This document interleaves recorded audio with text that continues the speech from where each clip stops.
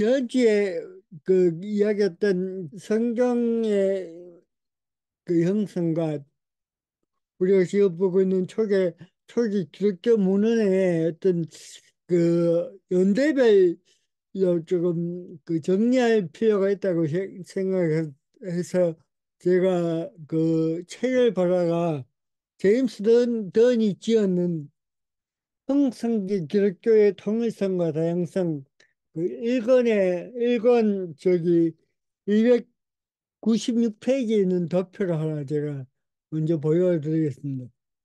여기 보시면 이게 그 마가복음부터 시작해서 그러니까 초기 그 기독교 초기의 문서인 그 마가복음서 최초의 복음신 그 마가복음서부터 시작해가지고 그 200년 된 그러니까 2세기 3세기 초까지의 모든 문헌들을 이렇게 연대별로 또 저기 지역별로 이렇게 그 정리를 했습니다.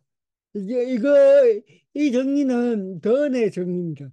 또 이게 모든 문서 지금 기독교 문헌이 그렇듯이 모든 게 어떤 그 저작 장소나 저작 연대가 그렇게 통일적이지 않기 때문에 또 학자에 따라서 이 연대나 장소가 약간 변경될 수도 있겠지만 어쨌든 우리가 한 번쯤은 그 이런 문서들의 연대와 저작 장소를 한 번쯤은 정리될 필요가 있다고 생각해서 이 도표를 가지고 왔습니다.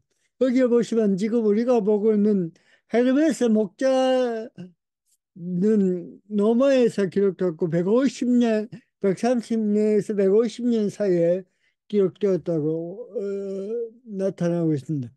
이렇게도 볼때 우리가 눈여겨볼 것은 그 이미 기독교 초기에 소위 말해서 그 교부들의 문헌들은 이미 복음서가 어느 정도 형성된 시기에 그 복음서가 어쨌든 기독교 문헌이고 나머지 문헌들은 정말 어쨌든 사복음서가 여러 지역에서 이렇게 기록되고 조작되었지만 어쨌든 사복음서가 어느 정도 체계를 갖추고 또 교회로부터 여러 교회로부터 인정받고 있는 그런 상황에서 이제 교부들의 문헌이 세약됐다는 것이죠.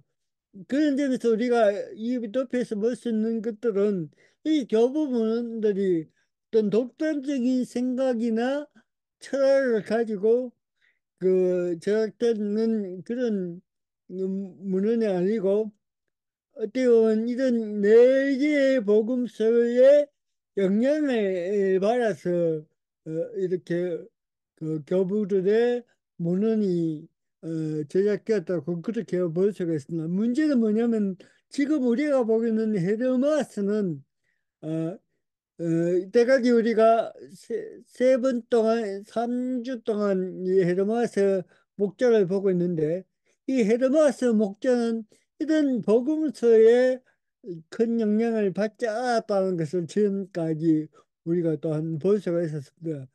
우리가 지금 보고 있는 헤르마스 목자는 이런 점에서 아마, 이런 네 개의 복음서나 또 바울의 서신들의 그 영향권 밖에 있다. 그렇게 볼 수가 있을 것 같습니다. 우리가 봤던 바나바 서신이나 그리고 디다케 그리고 클레멘스 이서 그리고 이그나투스 그리고 폴리카의 편지들 이런 것들은 그리고 저, 이런 우리가 봤던 것들은 대부분 이런 복음서의 영향을 받고 있었고 또 복음서의 내용들을 어느 정도 어, 그 자신들의 그 문헌에 이렇게 인용을 한 흔적도 보이기로 합니다. 그렇지만 우리가 지금 보이는 헤르마스의 목자는 그런 점에서 다른 교부를 해보는가 큰 차이점이 있다는 것을 우리가 발견할 수가 있습니다. 지난주에 했던 그 회계 부분 계속해서 이어가겠습니다. 지난주에 우리가 회계의 부분을 다루면서 이제 헤르메스 목자에서 말하고 있는 회계가 어떤 무엇이 문제인가를 지난주에 얘기를 했습니다. 이게 헤르메스가 이제 목자에게 묻는 질문하는 내용이 뭐냐면은 세대 이후에 해결의 가능성이 있느냐 없느냐 그 문제를 이제 이야기를 하는 것이 이제 헤르메스 목자에 있어서 회계가 회계론의 핵심적인 주제가 바로 세대 이후에 그 회계의 가능성 또 한 번의 가능성이 있느냐 없느냐 그 문제를 집중적으로 다루고 있다는 것을 이야기를 했습니다. 어, 그리고 오늘은 거기 85팩입니다. 거기 회계 그렇죠. 그렇다면 이 목자에서 구체적으로 회계가 무엇인지를 이제 이야기하고 있는데 이, 이 목자에서는 결국은 음, 이 오늘 다루고 있는 그이 회계의 문제, 그다음에 또 개명 12가지 개명 그리고 10가지의 비율을 계속해서 얘기할 텐데 거기에서 이제 우리가 볼 수 있는 것은 결국 윤리적인 문제가 집중되고 있다는 것이죠. 그리고 그 윤리적 문제가 또 여기에서는 회계의 문제와 또한 구체적으로 연결되고 있음을 또 이 본문을 통해서 알 수가 있습니다. 네 번째 계명석에서 이제 이 목자가 말하는 회계가 무엇인지를 이야기를 하고 있습니다. 그 회계 그 회계가 무엇인지를 한번 목자가 하는 말하는 회계가 무엇인지를 알아보겠습니다. 회개는 깊은 깨달음이다. 죄 지은 사람이 주님 앞에서 악을 저질렀음을 깨닫고 자신의 행위가 마음에 떠오르면 그는 회개하고 더 이상 악을 저지르지 않으며 열의를 다해 선을 행한다. 그는 죄를 지었기 때문에 자신의 영혼을 낮추고 괴로워한다. 그러므로 너는 회개가 깊은 깨달음이라는 사실을 알아차릴 수 있다. 내가 선생님, 이 때문에 제가 당신에게 모든 것을 상세히 여쭈었던 것입니다. 무엇보다도 제가 죄인이고 여러 죄를 많이 지었으므로 생명을 얻으려면 어떤 행동을 해야 하는지 알기 위해서입니다. 그가 말하였습니다. 내가 내 계명을 지키고 그것에 따라 산다면 너는 생명을 얻을 것이다. 이 계명을 듣고 지키는 이는 모두 하느님을 위하여 살 수 있을 것이다. 회계는 결국은 어디로 연결되냐 하면 이 헤르바스 목자에서 말하고 있는 그 12개의 이제 계명으로 연결됩니다. 그래서 오늘은 계속해서 회개의 이야기를 하면서 12개의 계명을 이야기를 하겠습니다. 그래서 해제 이후에 더 이상 죄를 반복하여 짓지 않을 수 있는 것은 계명을 따라 살아가는 것이라고 계속해서 이야기를 하고 있습니다. 이것은 비유에 나타난 이야기입니다. 계명들은 회개하려는 이들에게 유익하다. 그들이 계명들에 따라 살지 않으면 그들의 회개는 헛되다. 따라서 너희가 회개하기 위해서는 너희를 허물어뜨리는 이 세상의 악들을 내버려야 한다. 너희가 모든 의로운 덕을 받아들인다면 너희는 이 계명을 지킬 수 있고 더 이상 죄를 짓지 않을 것이며 더 이상 죄를 짓지 않는다면 너희는 전에 지은 많은 죄까지도 없앨 수 있을 것이다. 그러므로 내 계명에 따라 살아라. 그러면 너희는 하느님을 위하여 살 수 있을 것이다. 이것들이 내가 너희에게 말하는 것이다. 특히 6번째의 비유에서는 목자와 양에 대한 환상을 보면서 회개와 징벌을 이야기한다. 첫 번째로 노란색 옷을 입은 젊은 목자 방종과 기만의 천사가 치는 양들은 풍족하며 먹으며 이리저리 자유롭게 뛰어다니는 양들과 뛰어다니지 않고 한 곳에만 있는 양들에 대한 환상이 나오는데 이 환상을 다음과 같이 해석하고 있다. 그 여섯 번째 비유에서 보면 목자와 양에 대한 환상이 나오는데 이 환상에서 이야기하고 있는 이 여섯 번째 비유에서 이야기하고 있는 것이 회개에 관한 것입니다. 그래서 그걸 먼저 보겠습니다. 잘 들어라. 내가 본 매우 즐겁게 뛰어다니는 양들. 이들은 하느님에게서 완전히 멀어져 이 세상의 욕망에 빠진 사람들이다. 그러므로 이들에게는 생명을 위한 회개의 가능성이 없다. 그들은 계속 죄를 지어 주님의 이름을 모독하였기 때문이다. 죽음이 이들의 몫이다. 그러나 내가 본 뛰어다니지 않고 한 곳에서 풀을 뜯는 양들. 이들은 방종과 기만에 빠졌지만 주님을 모독하지는 않았다. 이들은 진리에서 떨어져 파멸된 이들이지만 이들에게는 생명에 이를 수 있는 회개의 희망이 있다. 따라서 파멸에는 되절머질 어떤 희망이 있으나 죽음은 영원한 몰락을 뜻한 여기도 보시면 이제 회개의 가능성과 회개의 가능성이 전혀 없는 것을 나누는 거죠. 그러니까 회개의 가능성이 전혀 없는 이제 부류를 이야기한다면 지난주에 이야기했던 것처럼 배교자나 또 그 예수 그리스도의 이름을 하나님의 이름을 모르한 그런 종류의 사람들을 이제 어떻게 보면 그 해결 가능성이 전혀 없는 그런 부류 이야기를 하고 싶다. 이 이야기는 계속해서 그 뭡니까 저기 우리가 봤던 그 교회의 비유, 교회를 비하는 타들 비유나 여러 가지 비유에서 계속해서 이야기했던 이야기입니다. 두 번째 그 한상의 이야기를 하겠습니다. 두 번째 환상에 나오는 목자는 외모가 험악하고 흰 염소 가죽을 두르고 몸집이 크며 매우 단단한 지팡이와 긴 채찍을 들고 있었다. 이 목자가 다음과 같이 양들을 친다. 이 목자는 풍족하게 먹지만 뛰어다니지 않는 저 양들을 젊은 목자에게서 빼앗아 양들을 가시던 물과 엉겅퀴가 많은 가파른 곳으로 몰고 갔습니다. 그래서 양들은 가시덤불과 엉겅퀴에서 빠져나올 수 없었고 오히려 가시덤불과 엉겅퀴에 휘감기고 말았습니다. 양들은 가시덤불과 엉겅퀴에 휘감긴 채로 풀을 뜯어야 했으며 매맞아 큰 고통을 받았습니다. 목자는 양들을 여기저기로 몰고 다니면서 조금도 쉬지 못하게 하였습니다. 그래서 그 양들은 전혀 쉬지 못했습니다. 비유의 해설 다음과 같이 하겠습니다.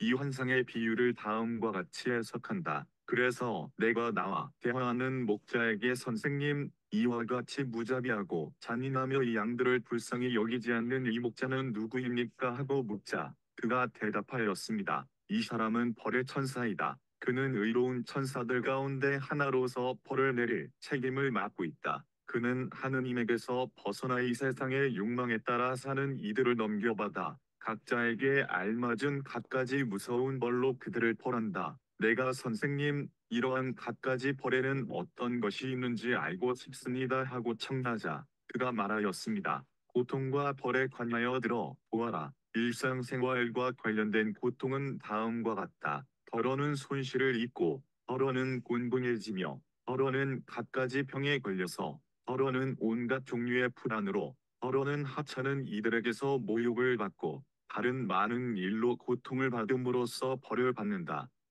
위에서 언급한 것처럼 주님을 모독하지 않고 회개의 가능성을 가지고 있는 이들에게는 벌을 받게 되는데 그렇게 하는 이유는 회개를 통해 주님을 섬길 수 있는 이로 변화되기 때문이다. 다시 말해 여기서 징벌은 타락한 이들을 교육시키는데 그 목적이 있다.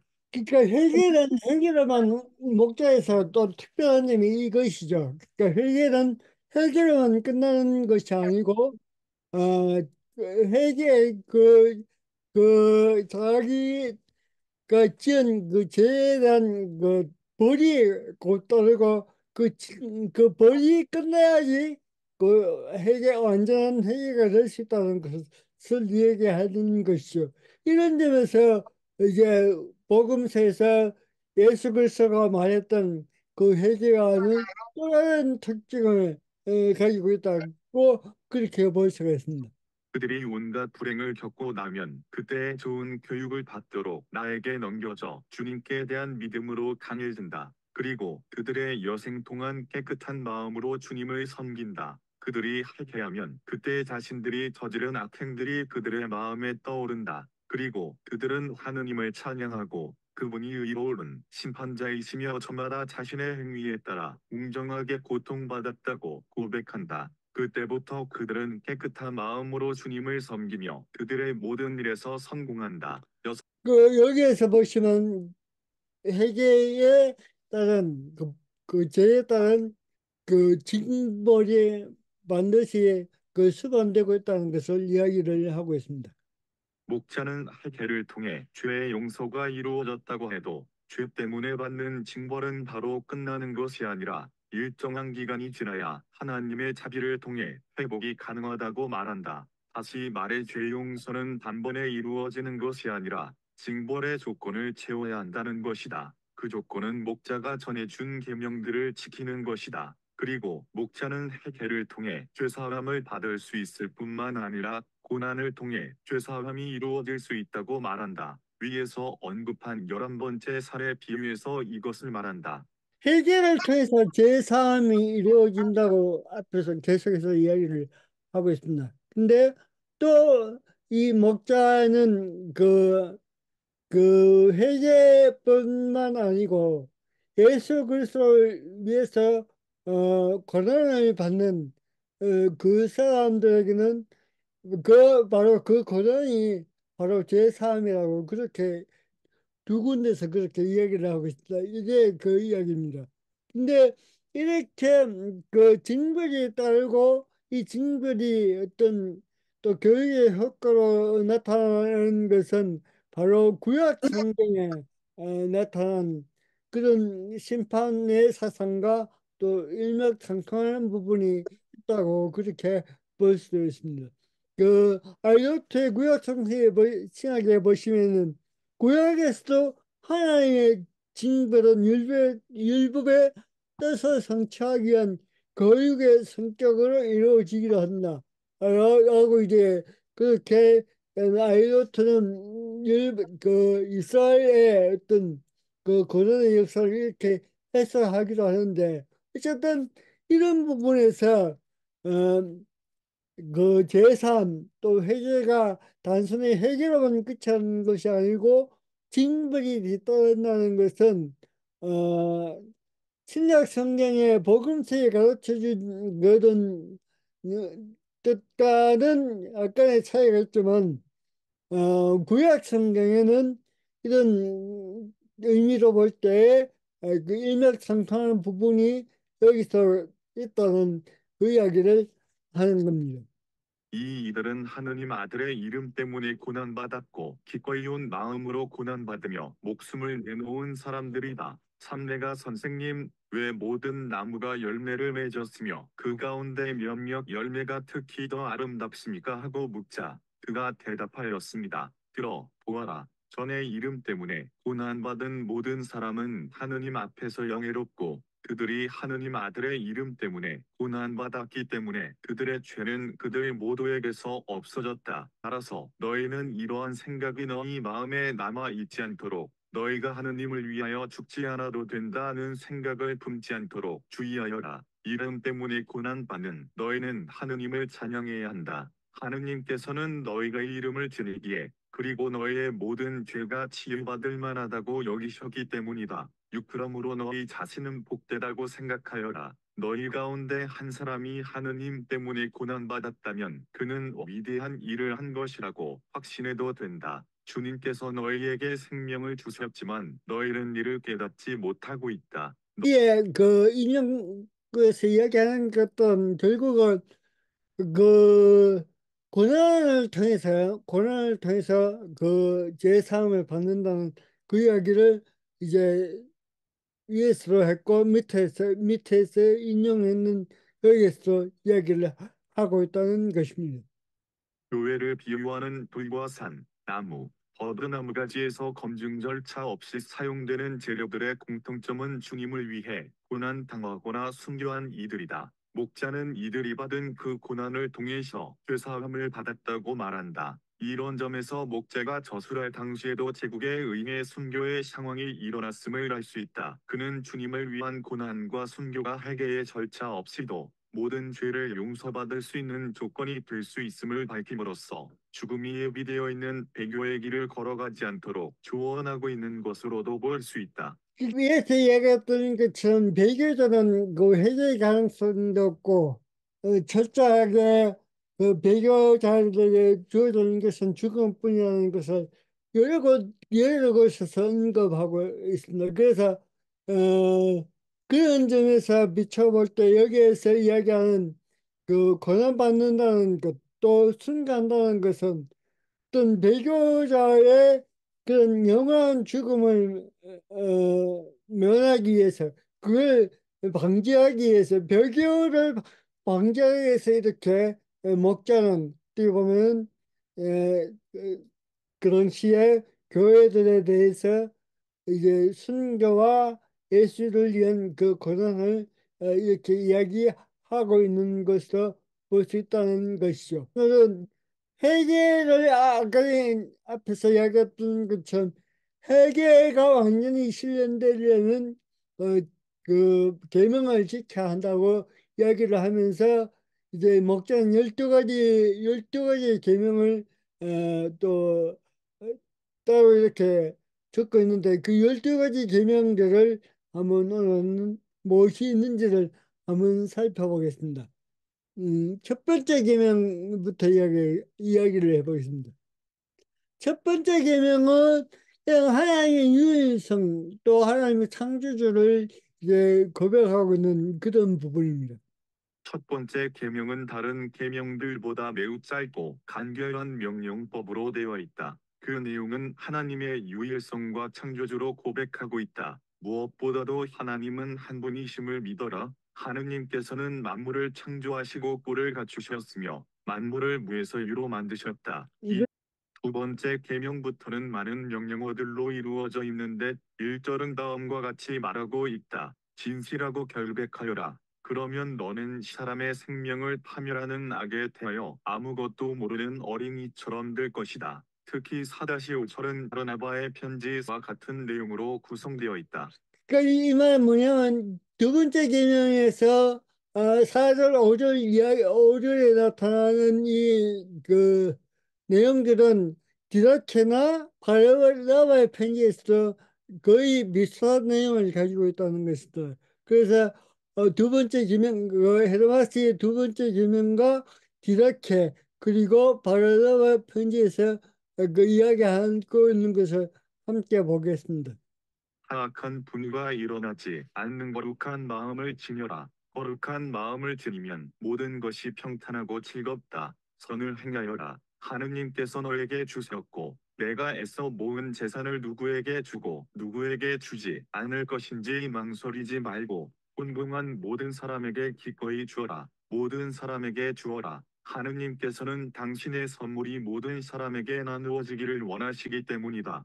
그리고 무엇이든 받은 사람들은 왜 그리고 무엇 때문에 받았는지 하느님께 보고해야 한다. 곤궁한 상태에서 받은 사람들은 단죄받지 않을 것이나 속여서 받은 사람들은 벌을 받을 것이다. 5. 얻기 위해 손을 벌리지 말고 주기 위해 오물려라. 6. 내 손으로 벌이한 것이 있으면 내 채들을 속량기 위해서 주라. 7. 주기를 망설이지 말며 주면서 불평하지 말라. 보수를 후하게 쳐주시는 분이 누구신지 알게 될 것이기 때문이다. 궁핍한 자에게서 돌아서지 말며 모든 것들을 내 형제와 함께 공유하고 내 것들이라고 말하지 말라. 너희가 불사하는 것을 공유하고 있으니 하물며 사멸하는 것들을 공유하는 것쯤이랴. 이 11 여러분은 주는데 주저해서는 안 되고 줄 때 탐욕을 부려서는 안 됩니다. 그러나 여러분은 이제 보상의 선한 지불자가 누구인지를 알게 될 것입니다. 여러분은 여러분이 받는 것을 보존해야 하고 어떤 것을 덧붙이거나 줄여서는 안 됩니다. 여러분은 악한 자를 철저하게 미워해야 합니다. 여러분은 의롭게 판단해야 합니다. 세계 문화에서 계속하고 있는 것은 이제 그 부자들의 나눔에 대한 이야기를 계속하고 있습니다. 이렇게 세계 문서를 통해서 이 나눔이 계속해서 강조되고 있다는 것은 그 당시에 초대교회의 어떤 그 성도들의 공동체가 추구하고 있던 하나의 그 주제가 바로 이 나눔이 아닌가. 그렇게 유추해볼 수 있는 그런 그 자료가 바로 헤르바스의 목자의 두 번째 계명에 나타나고 있고 또 디라키에서 그리고 바르다와 편지에서 이렇게 나타나고 있습니다. 세 번째 계명 1절은 다음과 같다. 진리를 사랑하여라. 하느님께서 이 육체 안에 살게 하신 영이 진실하다는 것을 모든 사람 앞에서 밝혀지도록 말하여라. 그러면 내 안에 사시는 주님께서 영광을 받으실 것이다. 주님의 모든 말씀은 진실하고 거짓이 없으시다. 네 번째 계명이 중요한 건데 왜냐하면 이 앞에서 이야기했던 그 회개의 내용과 또 연관되는 부분이기도 합니다.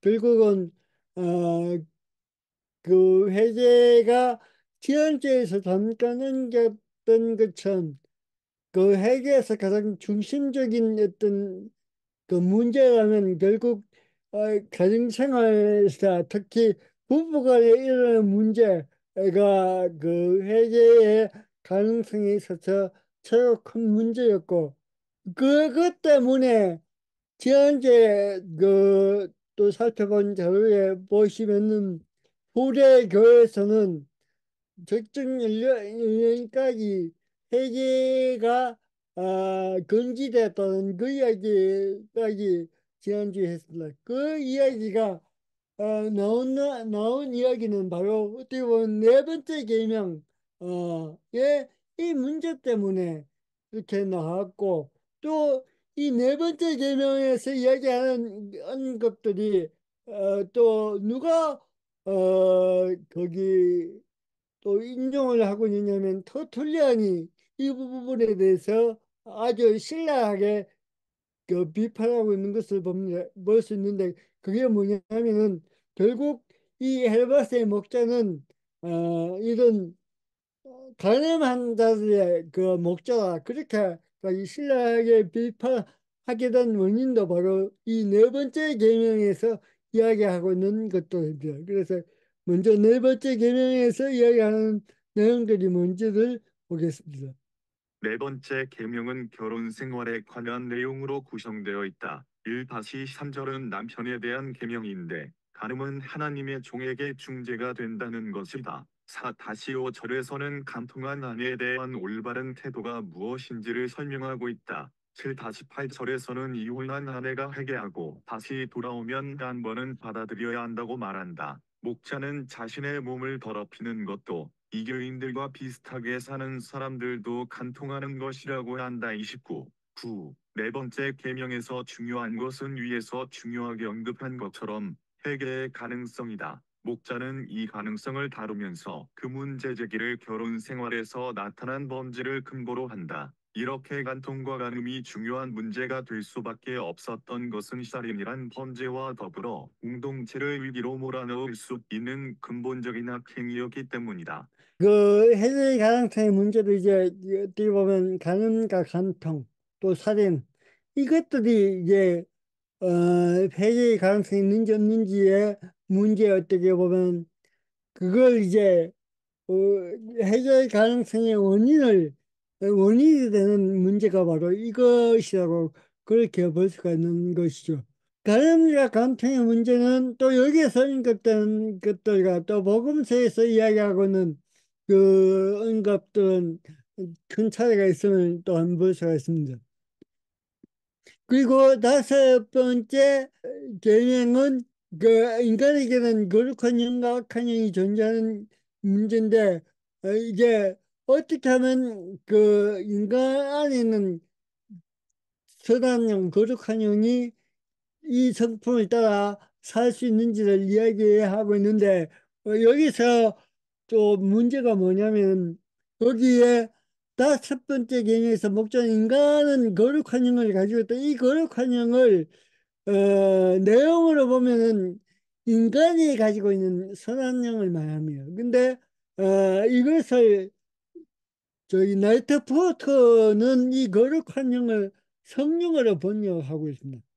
그래서 이 성령으로 번역하고 있는 이 부분이 이제 이 번역의 차이가 또 이 다섯 번째 계명을 이 해석하는 데 있어서 하나의 문제라고 그렇게 볼 수 있습니다. 어쨌든 다섯 번째 계명의 내용을 한번 보겠습니다.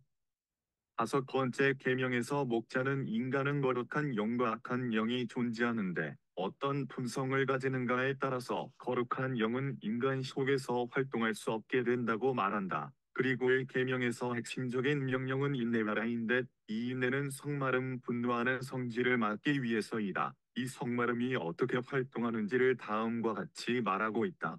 그러나 성마름은 우둔한 이들과 의심하는 이들을 그릇된 길로 이끌 수 있다. 이 그렇게 한가로이 사는 사람들을 보면 성마름은 그 사람의 마음에 몰래 들어간다. 그러면 남자나 여자는 아무 이유 없이 세상살이나 음식, 하찮은 일, 친구, 수입과 지출, 그 밖의 어리석은 일에 화를 낸다. 모든 것이 하느님의 종들에게 어리석고 웅성하며 의미가 없고 해롭다. 3위와 달리 인내는 여유 있고 견고하며 뛰어나고 강한 능력을 지니며 넓은 곳에서 쾌적함을 느끼고 생기가 넘치며 매우 즐거워하고 걱정이 없다. 인내는 늘 주님을 찬양하고 화를 내지 않으며 언제나 온유하고 평온하다. 그러므로 이러한 인내는 깊은 믿음을 지닌 이들에게 머무른다. 그러나 성마름은 무엇보다도 어리석고 경솔하며 우둔하다. 그때 우둔함에서 화냄이, 화냄에서 노여움이, 노여움에서 분노가, 분노에서 경노가 일어난다. 이렇게 많은 악행으로 이루어진 경로는 무겁고 고칠 수 없는 죄가 된다. 이 내용에서 이 내용을 보시면 이 승마름이라는 것은 결국 악한 영을 이야기하고 밑에서 설명이 됐지만 이 선한 영이라는 것은 바로 거룩한 영이라고 이야기하는 것은 바로 인내하는 것을 이야기하는 겁니다.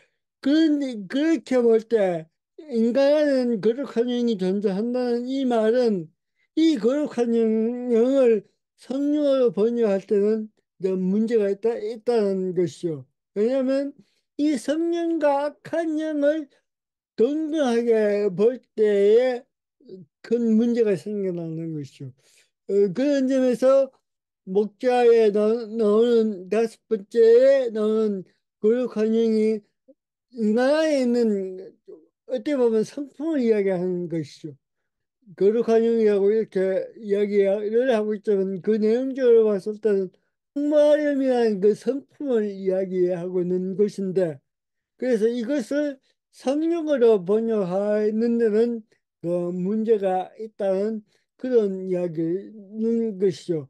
그래서 그 다섯 번째 계명에서 이 목자는 거룩한 영과 악한 영을 이렇게 구별하고 있죠. 어떻게 보면 이 거룩한 영과 악한 영은 인간이 가지고 있는 악한 성품과 선한 성품을 이야기하고 있다고 그렇게 볼 수가 있는 것입니다. 그래서 그 밑에서 보시면 이 34장에 또 보시면 이 성마름은 결국 악한 영이라고 그렇게 표현하고 있습니다. 이런 점에서 볼 때 성마름을 이렇게 악한 영이라고 번역하고 또 그렇게 해석하는 것을 볼 때 거룩한 영을 성령으로 번역하는 것은 더 어떻게 보면 문제가 있는 그런 번역이 아닌가 그렇게 볼 수가 있다는 것입니다. 거룩한 영이 머무르던 사람을 떠나면 그 사람은 올바른 영이 없어지고 마침내 악한 영들로 가득 찬다. 이때부터 그의 모든 행동은 불안정해지고 악한 영들이 그를 여기저기 끌고 다닌다. 그래서 그는 완전히 눈이 멀어 선한 생각을 할 수 없다. 성마른 모든 사람의 경우가 이러하다. 그러므로 성마름 곧 가장 나쁜 영을 멀리하여라. 인내하며 성마름과 화냄에 맞서라. 그러면 너는 주님께서 사랑하시는 거룩함과 함께 있을 것이다. 이 계명을 결코 소홀히 하지 않도록 주의하여라. 내가 이 계명을 내 것으로 삼는다면 너는 내가 주려는 다른 계명도 지킬 수 있다. 이런 점에서 볼 때 인간에게 거하는 거룩한 영이라는 인간의 선한 성품 그쪽 인대를 말하는 것이고 또 악한 영은 거기 악한 성품을 말하는 것이라 그렇게 볼 수가 있습니다. 그런 점에서 이제 이것을 랄터 푸트가 성령으로 번역한다는 것은 때가 있다고 그렇게 볼 수가 있다는 이야기입니다. 6번째 계명부터 8번째 계명은 디다케와 바르나가 서신에서 보았던 두 가지 길의 형식을 취하고 있다. 다시 말해 다섯째 계명까지는 하나의 개념을 명령하고 설명하고 있다면 여섯째 계명부터는 긍정적인 것과 부정적인 것을 대조하면서 계명을 말한다. 여섯째 계명에서 대조하고 있는 것들은 올바른 것 곧은 길과 올바르지 않은 것 굽은 길, 사람 안에는 의로운 천사가 있다. 여기서 5번째 계명에서 언급하고 있는 성마름을 악한 천사의 행위라고 말한다. 이런 점에서 5번째 계명에서 말하고 있는 선한 영과 악한 영 그리고 6번째 계명에서 말하고 있는 의로운 천사와 악한 천사는 인간의 품성을 말하는 상징으로 봐야 할 것이다. 계속 이런 대조가 7번째, 8번째 계속 나옵니다. 한번 보시겠습니다.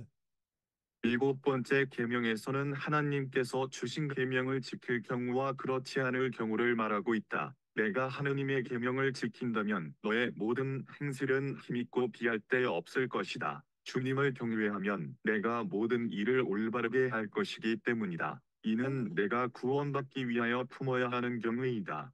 그 8번째 계명은 자자할 것과 자자하지 말아야 할 것을 이제 나열하고 있습니다.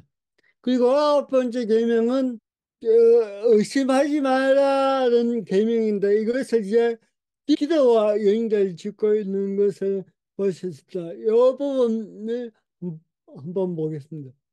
그러나 내가 속으로 의심한다면 내가 청한 것은 어느 것도 이루어지지 않을 것이다. 하느님을 의심하는 사람들은 두 마음을 가진 이들이며 그들이 청한 것은 어느 것도 이루어지지 않는다. 유기와 달리 믿음이 깊은 이들은 주님을 신뢰하면서 모든 것을 청하고 받는다. 그들은 전혀 의심하지 않으며 망설이지 않고 청하기 때문이다. 의심하는 모든 사람은 회개하지 않으면 구원받기 어려울 것이다. 여기서 35, 그거 의심과 기도를 이야기하면서 의심하지 않는 것과 의심하는 것과 의심하지 않는 것 이렇게 구분 대조하고 있는 것을 볼 수 있습니다. 10번째 계명은 슬퍼하지 말라는 것이 이제 핵심적인 명령인데 이 목자는 이 슬픔이 악한 것이라고 그렇게 이야기를 하고 있습니다.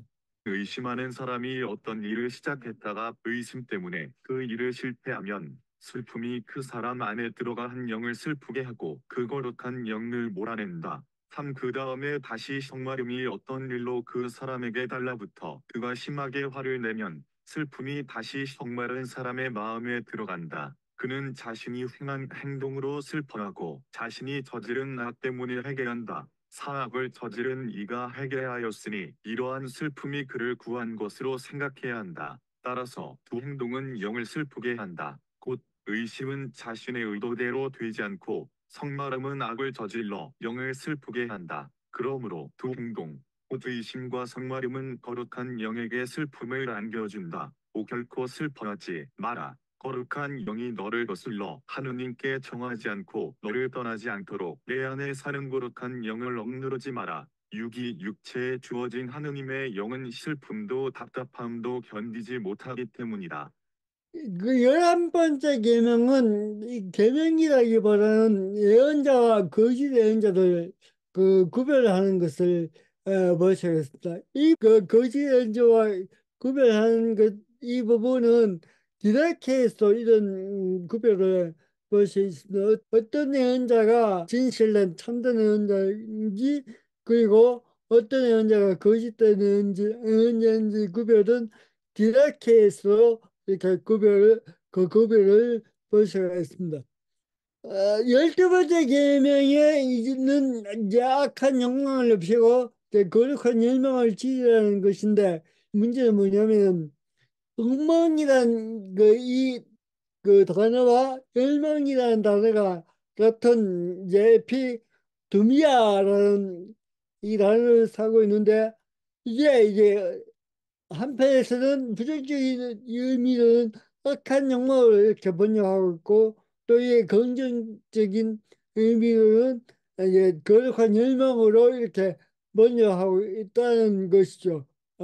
이 부분을 한번 보겠습니다. 일 무엇보다도 다른 사람의 아내나 남편에 대한 욕망, 불을 뽐내는 사치에 대한 욕망, 터무니없이 많이 차린 음식과 술에 대한 욕망, 그리고 다른 여러 어리석은 잔치판에 대한 욕망이다. 이러한 잔치판들은 하느님의 종들에게 어리석고 헛된 것이기 때문이다. 이것들이 하느님의 종들을 죽이는 악한 욕망이다. 이러한 악한 욕망은 악마의 딸이다. 그러므로 너희는 악한 욕망을 멀리하고 하느님을 위하여 살아야 한다. 3. 그러나 악한 욕망의 지배를 받고 이에 맞서지 않는 이는 마침내 죽고 만다. 이런 욕망들은 당시의 사회의 일반적인 현상임을 알 수 있다. 목자에서는 이런 욕망들을 지속적으로 언급하고 있음을 볼 수 있다. 첫 번째 환상에서부터 언급되고 있는 헤르마스의 죄 가늠과 그의 가족들의 죄, 교회를 비유하는 탑의 재료들로 나오는 돌들의 애미, 그리고 회개의 가능성에 언급되고 있는 죄들, 비유 속에서도 이런 욕망들이 지속적으로 언급되고 있다. 이와 반대로 목자가 말하는 선한 열망은 다음과 같다.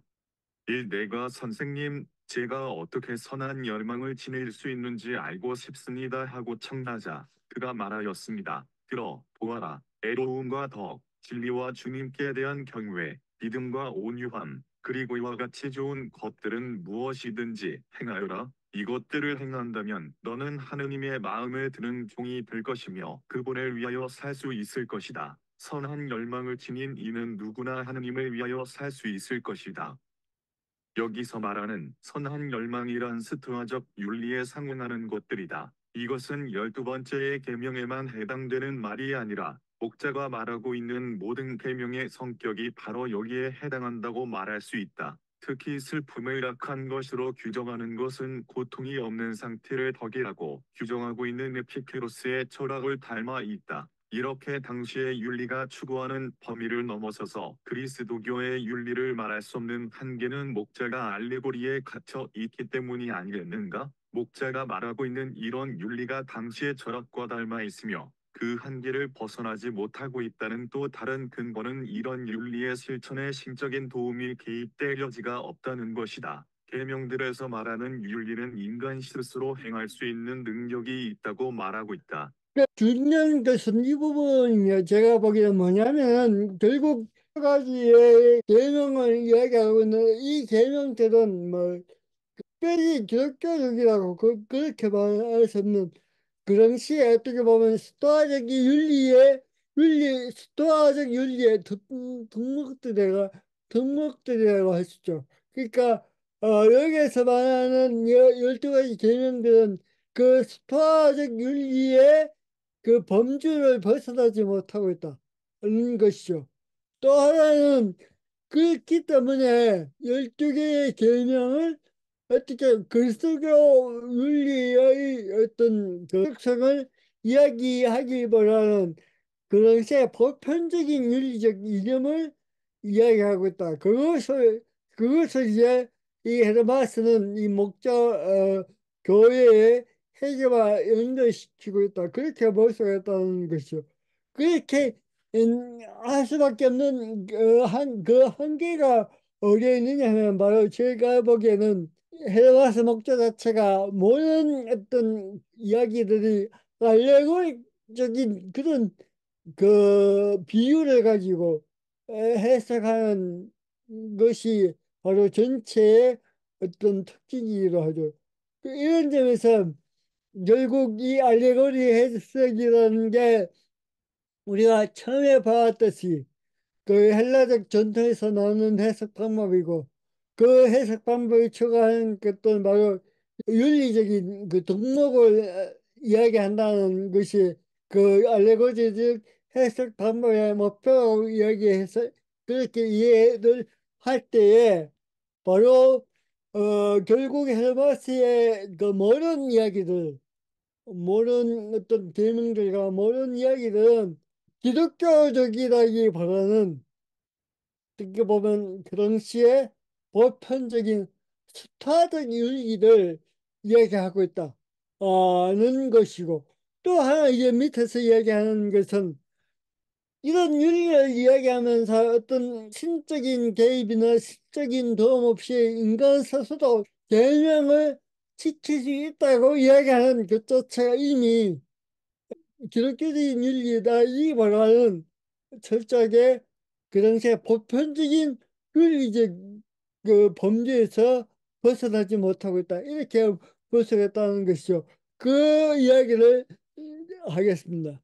이 그는 매우 놀라 당황한 나를 보고서 더 부드럽고 다정하게 말하였습니다. 바보스럽고 어리석으며 의심하는 녀석아, 너는 하느님의 영광이 얼마나 위대하고 강하며 놀라운지 알지 못하느냐? 그분께서는 사람을 위하여 세상을 창조하셨고 당신의 모든 피조물을 사람에게 복종시키셨다. 그리고 하늘 아래에 있는 모든 것을 다스리도록 그에게 모든 권한을 주시지 않았느냐? 3. 그는 계속 말하였습니다. 그러므로 사람이 하느님께서 만드신 피조물의 주인이고 모든 것을 다스린다면 이 계명들도 다스릴 수 있어야 하지 않겠느냐? 주님을 자신의 마음으로 섬기는 사람은 모든 피조물과 이 모든 계명을 다스릴 수 있다.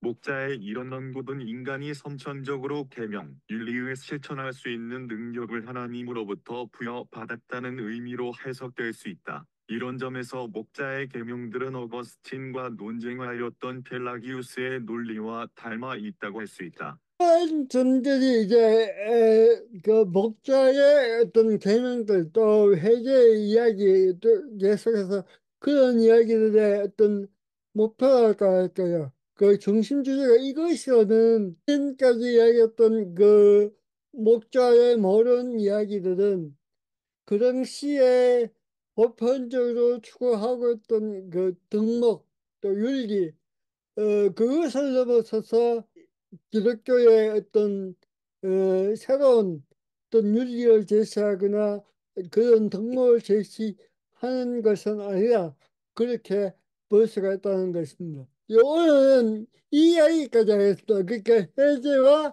또 계명 그리고 윤리 또 그 윤리의 성격들 그리고 그 계명의 성격들 그 이야기를 이제 목자에서 어떻게 이야기하고 있는가 여기서 핵심적인 것은 이런 계명들이 결국은 인간이 본성적으로 갖추고 있는 내면적인 능력이 그런 계명을 지킬 수 있다고 말함으로써 그 당시에 인연들을 알고 있다고 그렇게 볼 수 있지 않은가 하는 게 저희 이제 계명을 윤거하고 또 앞에서 이야기했던 해결을 이야기하면서 그 목자에 대한 또 결론이 이 부분이 아닌가 그렇게 생각합니다.